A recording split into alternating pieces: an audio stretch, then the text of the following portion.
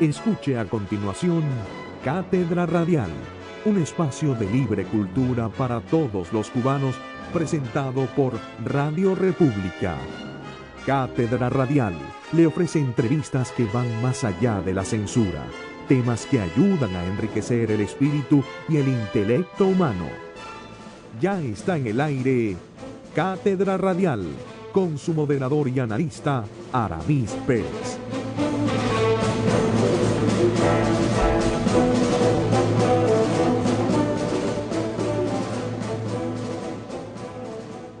Radio República, por la importancia en el contenido y por el valor histórico de estas grabaciones, tiene el honor de presentarles una serie de programas con la participación del doctor José Ignacio Rasco, realizados entre septiembre y diciembre del 2006. El doctor Rasco, abogado, profesor, periodista y político cubano, fundador del Partido Demócrata Cristiano, luego de una fructífera y dedicada vida a la libertad de Cuba, falleció en Miami el 19 de octubre de 2013.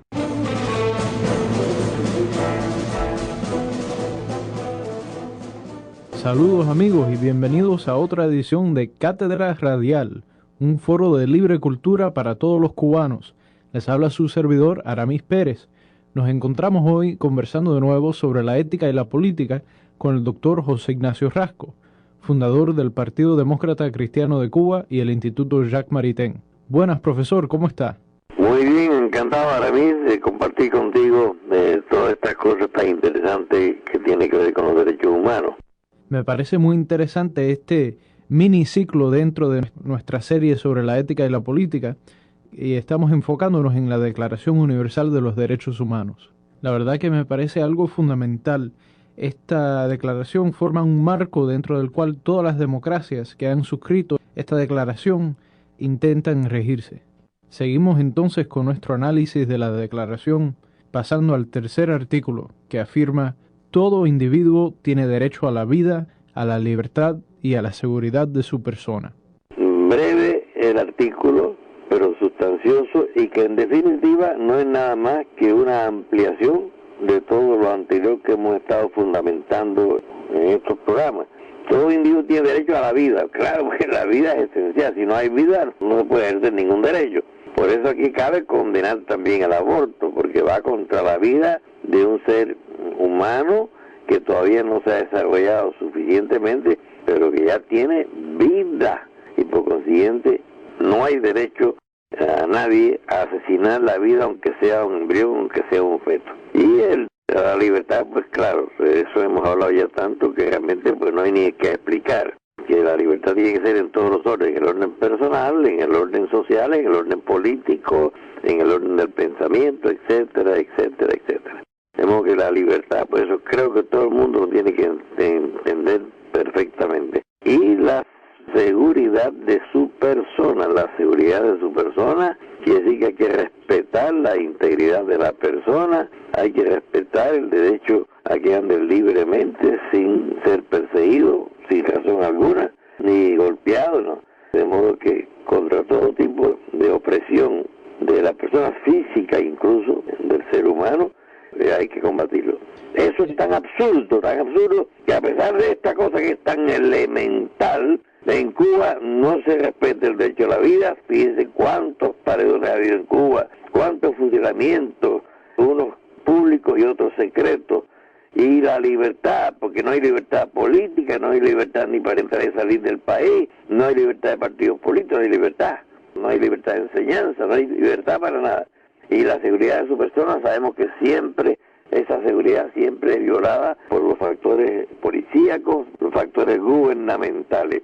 Por eso el pueblo de Cuba quiere y tiene derecho pleno a ser libre, seguro, y que se respete su vida también. Ahora, profesor, a mí como estudiante de la historia del pensamiento político, me resalta particularmente esta tercera cláusula, la seguridad de su persona. Y me recuerda a otras formulaciones, otras, vamos a llamarle, trinidades de derechos fundamentales que han planteado distintos pensadores. Por ejemplo, el pensador británico John Locke afirmó que todo ser humano tenía derecho a la vida, a la libertad y a la propiedad, y en la Declaración de Independencia de los Estados Unidos, redactada en gran parte por Thomas Jefferson, se afirma el derecho del individuo a la vida, a la libertad y a la búsqueda de la felicidad. Ahora, ¿por qué opina usted que hayan incluido esta tercera cláusula en vez de alguna de esas otras formulaciones?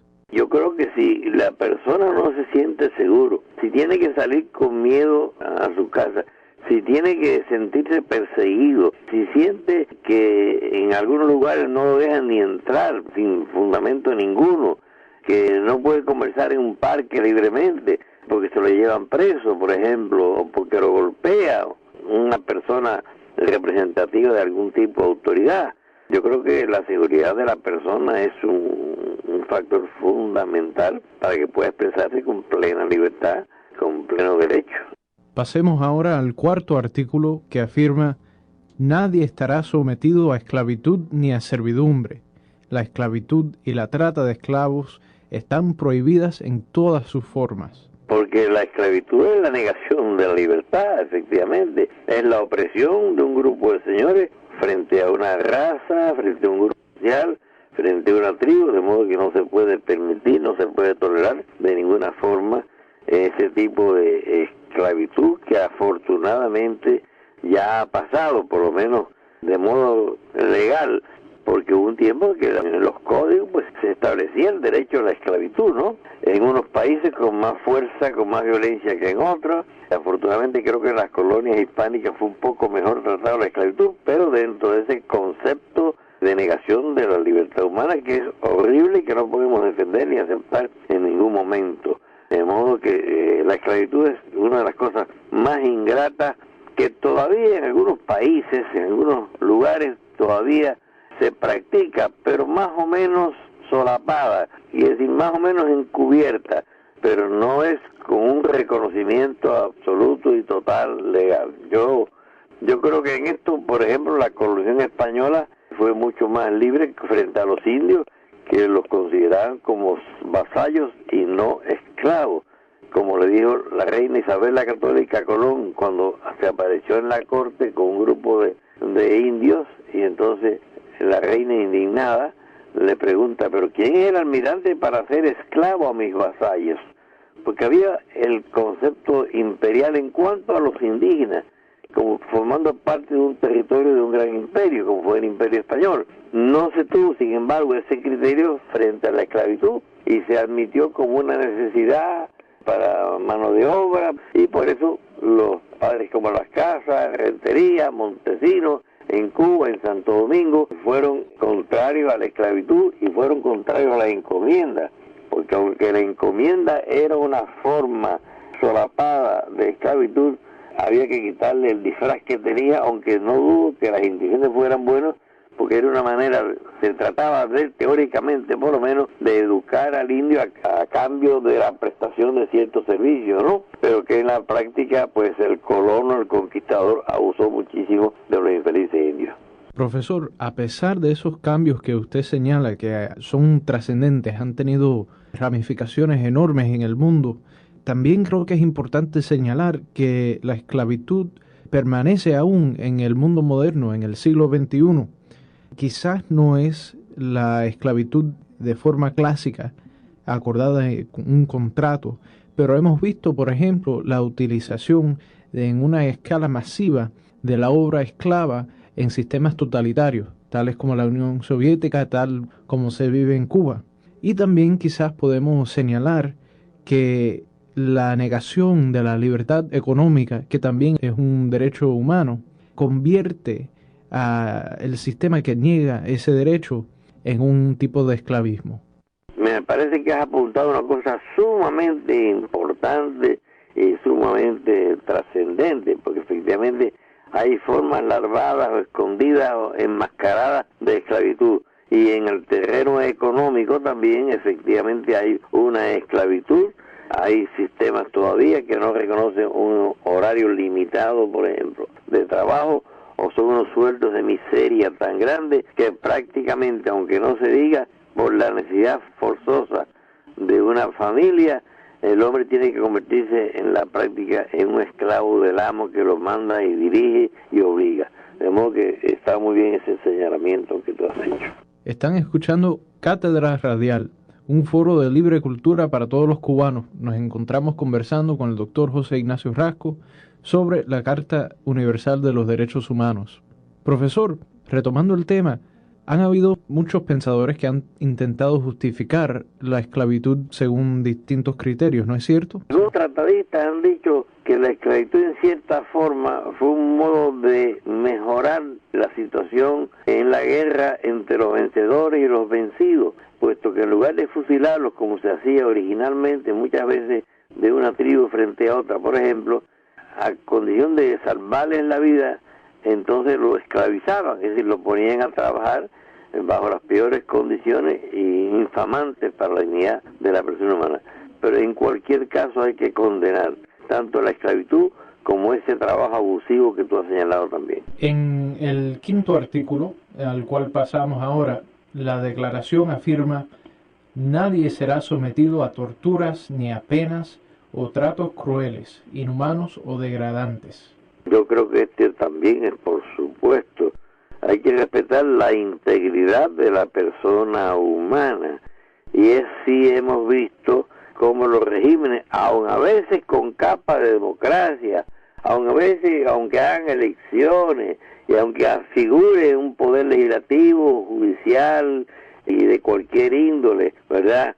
En la práctica hay unas fuerzas policíacas o militares muchas veces que abusan efectivamente en cualquier situación de los detenidos, con razón o sin ella, porque cometieron un crimen, pero también cuando discrepan a lo mejor de la política oficial del gobierno, del partido gobernante, y entonces se somete a la gente a tortura para sacarles declaraciones sobre determinado punto de vista, que es realmente también un asesinato de la dignidad humana y una forma de esclavizar a la gente, ¿verdad? Y crear una especie de terror, de pánico, que es una manera de inmovilizar también la acción libre del ser humano. De modo que este artículo 5 me parece que es muy importante también y hay que tenerlo en cuenta. En Cuba, en la Cuba de Batista, hay que decirlo, algunos policías, no todos, de los jefes conocidos, explotaban de una manera inmisericordia a los opositores al régimen, pero nada comparado con lo que se ha hecho en Cuba en los últimos años, desde que el totalitarismo se impuso en Cuba, donde además de la tortura del paredón, que era la final y definitiva, antes para obtener declaraciones, procedimientos a veces psicológicos, a veces físicos, con iluminaciones y demás, se forzaba a la persona a decir cosas que no debían decir, sino no solamente por el miedo o el terror, los obligaba a hablar. Y esto es una cosa imperdonable y condenable también. Efectivamente, ocurre hasta en nuestros días. Héroes de la prisión del presidio político cubano actual, otros ilustres, tales como Virgilio Campanería, Pedro Luis Boitel, en su momento Armando Valladares. Todo esto sigue lamentablemente en Cuba, pero lo siguen enfrentando con gran valentía. Quisiera recordarle a nuestros oyentes que están escuchando Cátedra Radial, un foro de libre cultura para todos los cubanos a través de las ondas de Radio República, voz del Directorio Democrático Cubano. Seguimos entonces conversando sobre la Declaración Universal de los Derechos Humanos con el doctor José Ignacio Rasco. También quería recordar un comentario que habíamos hecho en el programa anterior sobre el segundo artículo. Yo le había comentado, profesor, que se había hecho hincapié sobre la universalidad de los derechos, y entonces esto trae a la mente la excepción a esta regla, que es el caso de la criminalidad.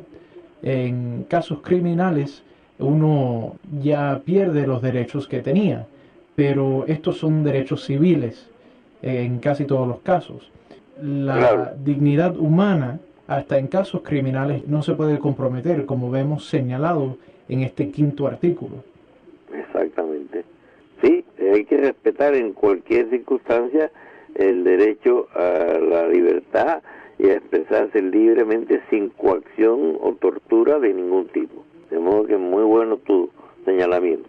Pasemos entonces al artículo número 6, que afirma: todo ser humano tiene derecho en todas partes al reconocimiento de su personalidad jurídica.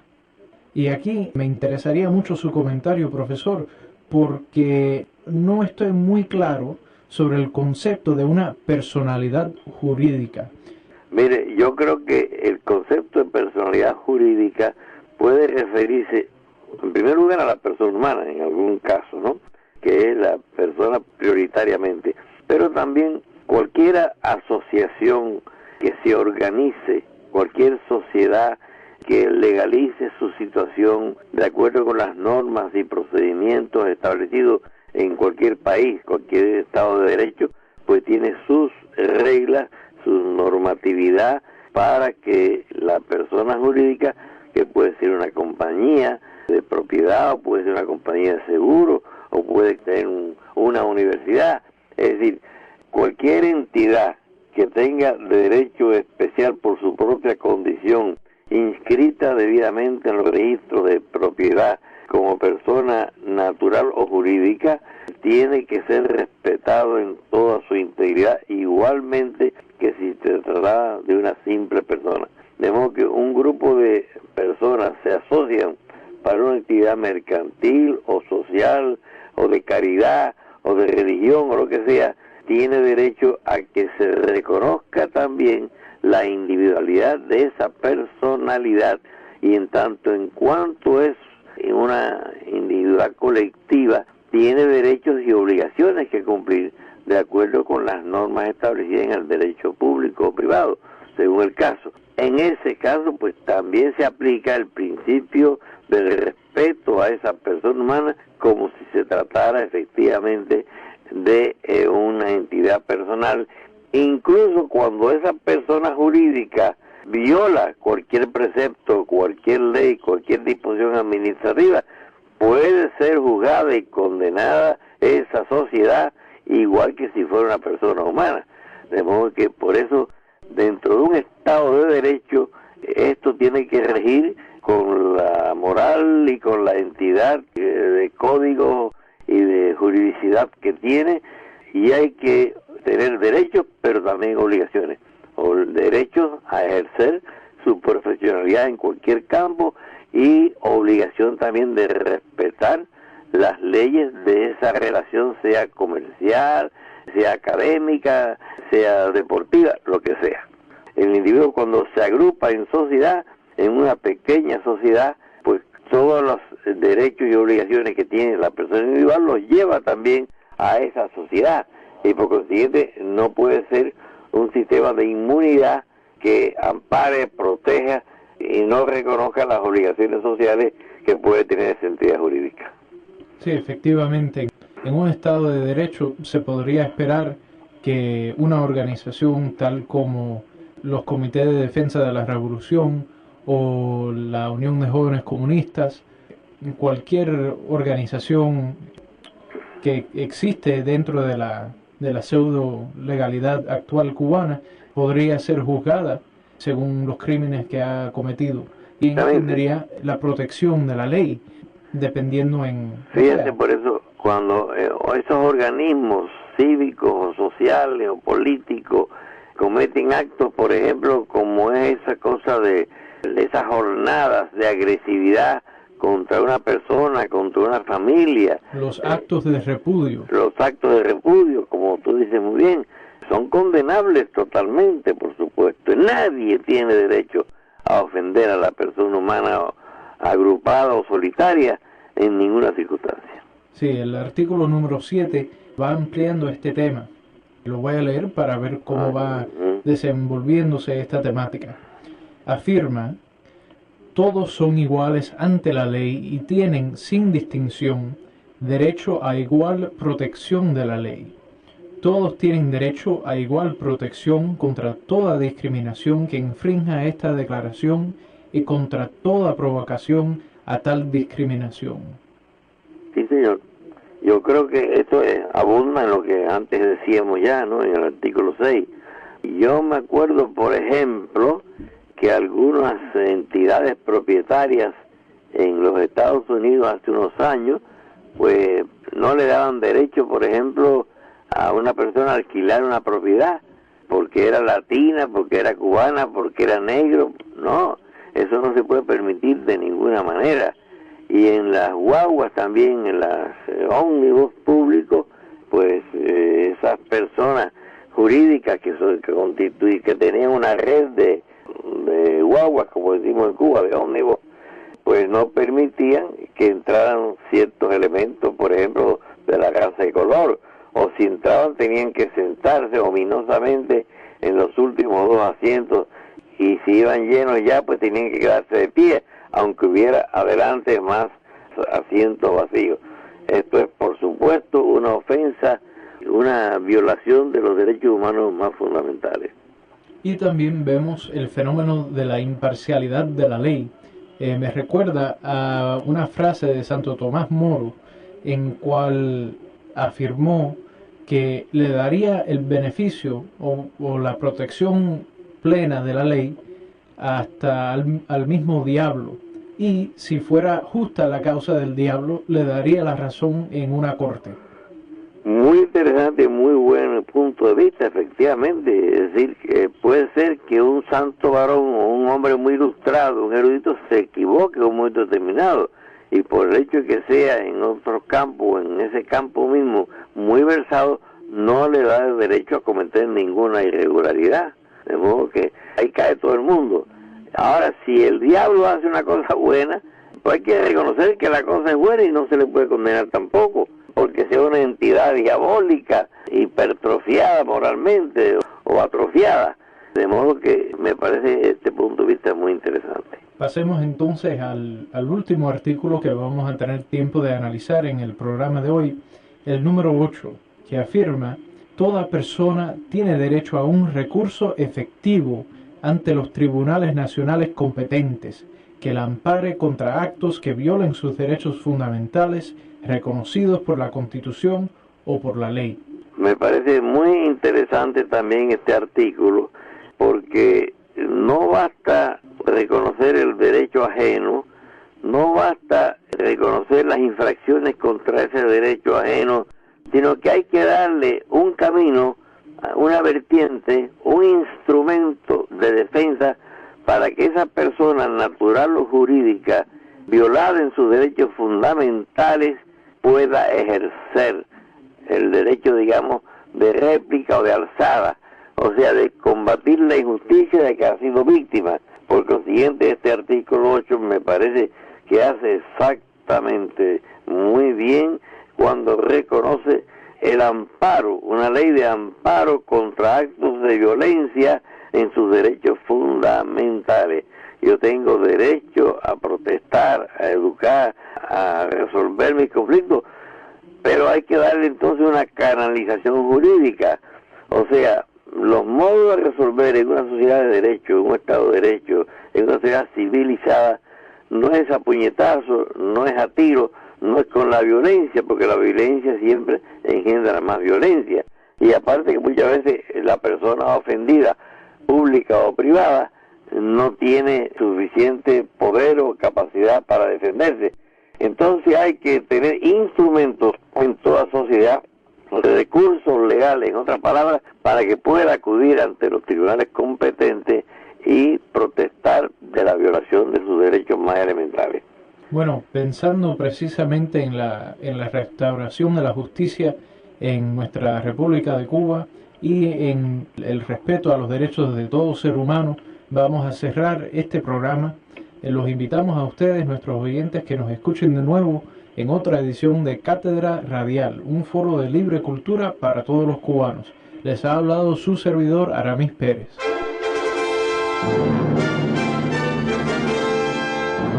Han escuchado Cátedra Radial, un espacio de libre cultura dirigido a todos los cubanos.